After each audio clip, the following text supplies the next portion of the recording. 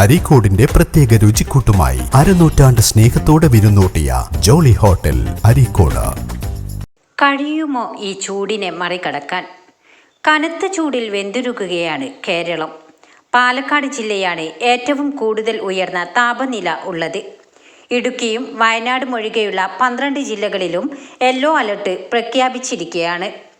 ഏറ്റവും ചൂടുള്ള ജില്ലയായ പാലക്കാട് 39.2 ഡിഗ്രിയാണ് ഉള്ളത്.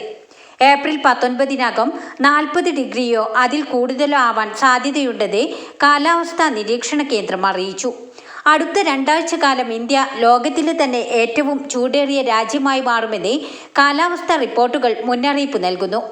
വരും ദിനങ്ങളിൽ താപനില 43 മുതൽ 45 ഡിഗ്രി സെൽഷ്യസ് വരെ ഉയരാൻ സാധ്യതയുണ്ട്.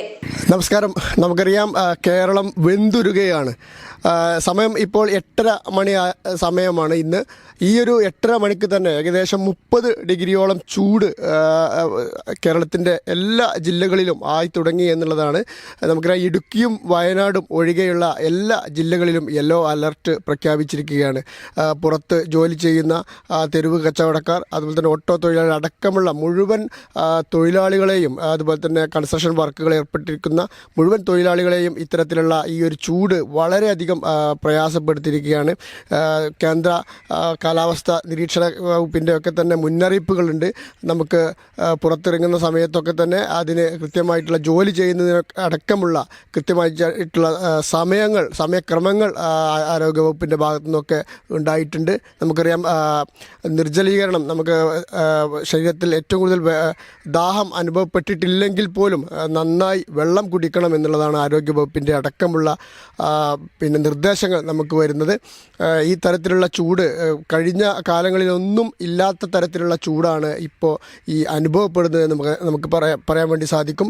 ഏട്ടാ, എങ്ങനെയുണ്ട് ചൂടൊക്കെ? ചൂട് അത്യാവശ്യം കുഴപ്പമില്ലാത്ത ചൂടാണ്, നല്ല ചൂടാണ്. എങ്ങനെ ലോങ് യാത്രകളിലൊക്കെ തന്നെ അത് എങ്ങനെയാണ് നിങ്ങളെ ബാധിക്കുന്നത്? ശരിക്കും ബാധിക്കുന്നുണ്ട്. വെള്ളം കുടിച്ചിട്ട് തളർന്നു തളർന്നു, നല്ല ക്ഷീണമുണ്ട്. നല്ല ഉച്ചയാകുമ്പോഴത്തേക്കും തളർന്നു പോകും. ഉച്ചയാകുന്ന സമയത്ത് പോലും അത് തളർന്ന് അവരുടെ ആ ലക്ഷ്യസ്ഥാനത്തേക്ക് എത്താൻ വേണ്ടിയിട്ടുള്ള പ്രയാസം അതിരൂക്ഷമാണെന്നാണ് ഏട്ടൻ്റെ ഡ്രൈവർ ഒക്കെ തന്നെ നമുക്ക് സൂചിപ്പിക്കുന്നത്. കടുത്ത വേനൽ ചൂട് അസഹനീയമാകുന്ന ഈ സാഹചര്യത്തിൽ പുറത്തിറങ്ങുന്നവർ കനത്ത ജാഗ്രത പാലിക്കേണ്ടത് അത്യാവശ്യമാണ്.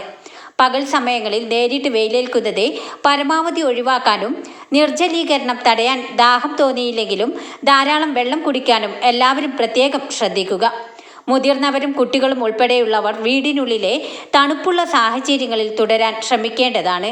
ഈ ഒരു ചൂടിനെ നമ്മൾ എങ്ങനെ മറികടക്കും എന്നുള്ള ആശങ്കയിലാണ് ജനങ്ങളും എല്ലാവരും. ന്യൂസ് 10 അരീക്കോട്. വാർത്തകൾ നേരത്തെ അറിയാൻ ഫേസ്ബുക്ക് പേജ് ലൈക്ക് ചെയ്യൂ, ചാനൽ സബ്സ്ക്രൈബ് ചെയ്യൂ.